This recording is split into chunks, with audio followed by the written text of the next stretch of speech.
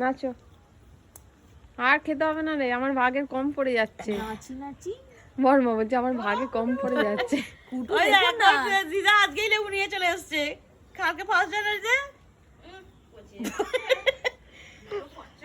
হ্যাঁ এ ঠাকুরের প্রসাদের গুলো নিয়ে আসতে পারতে তো, ওইগুলো খেতে হবে না।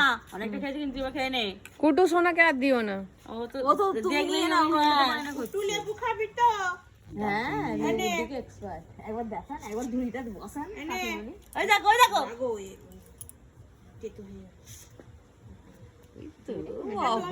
আরেকটা হাতে আরেকটা দিন।